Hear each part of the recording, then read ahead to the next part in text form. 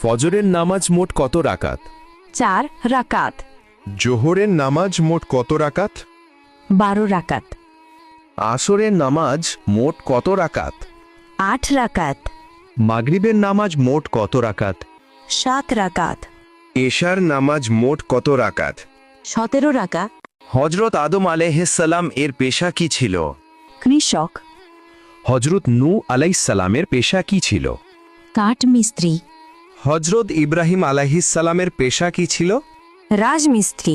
হজরত মুসা আলাইহিসসালামের পেশা কি ছিল? রাখাল। হজরত মুহাম্মদ সাল্লাল্লাহু আলাইহি ওয়াসাল্লামের পেশা কি ছিল? সৎ ব্যবসায়ী। হজরত মুহাম্মদ সাল্লাল্লাহু আলাইহি ওয়াসাল্লাম এর কতজন স্ত্রী ছিলেন? 11 জন। হজরত সুলাইমান আলাইহিসসালামের কতজন স্ত্রী ছিলেন? 90 জন। হজরত মুসা আলাইহিসসালামের কতজন স্ত্রী ছিলেন? 2 জন। হজরত ইব্রাহিম আলাইহিসসালামের কতজন স্ত্রী ছিলেন? 3 জন। ফজর শব্দের অর্থ কি?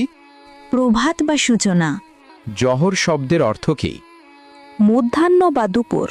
আসর শব্দের অর্থ কি? অপরাহ্ন বা বিকেল। মাগরিব শব্দের অর্থ কি? অস্তাচল। ঈশা শব্দের অর্থ কি? সন্ধ্যারাত। কোন ফেরেশতাগণ মৃত্যুর পর মানুষকে প্রশ্ন করবেন?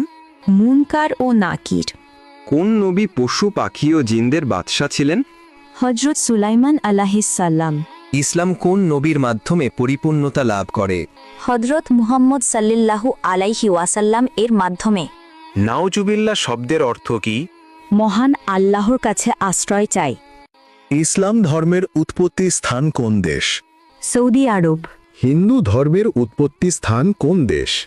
ভারত। খ্রিস্টান ধর্মের উৎপত্তি স্থান কোন দেশ? রোম।